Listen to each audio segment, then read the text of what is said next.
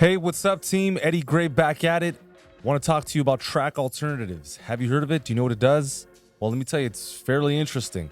Let's say you have a take like I do on track number 4 here. Let's take a quick listen.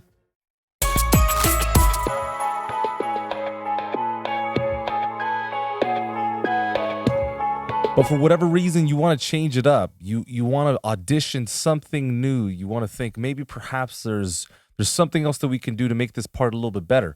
Well, in the past, we had to delete the information here or create another software instrument track. It was a little bit clunky in all fairness, but now here's what we got. We control click the track header. We go into track header components and we enable track alternatives. Conversely, you can also go into configure track header, option T brings you that window. And then now you can enable or disable certain features. Let's go ahead and turn on track alternatives and then hit the gear menu here, which will allow us to store it as a user default. So then now when I click on this up and down arrow menu that's right next to the piano on track number 4, I'm going to hit new. And so when I hit new, you'll see that all my MIDI information is gone for the time being. But if I click on the up and down arrow menu again, we now have the original track here. So I'm going to go ahead and double click on the right hand side and call this OG. I will click on the up and down arrow menu, and then I have track alternatives to just experiment. So let's go ahead and try something out. Okay.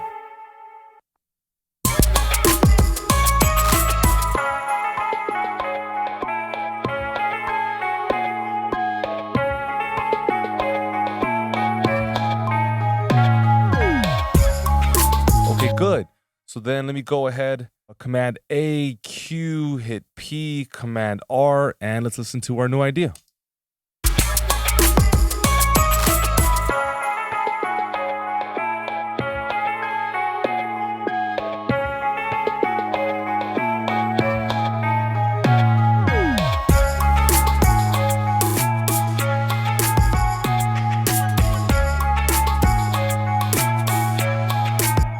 Now, one of the main reasons I love this is because I can still access the previous take, the original melody. Maybe there was something in there that I want to implement. So I'll hit Command C, then we'll go to the new line, move the playhead away at bar 27, and I can take from the old idea. And it's just a really fantastic workflow. I wanted to share that. We've got track alternatives inside of your MIDI tracks and audio tracks. It's fantastic. Now, one last thing before we go. It's not only that we have alternatives for tracks, but we also have project alternatives at the very top of the menu bar. You go to File, you go to Project Alternatives, and here we have the ability to create a new track.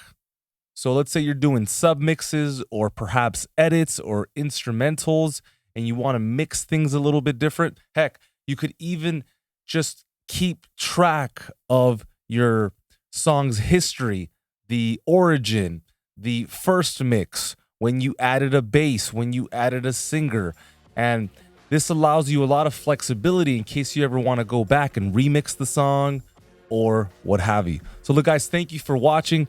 I'm going to get out of here. As always, much love, much respect. Go ahead and smash the like button.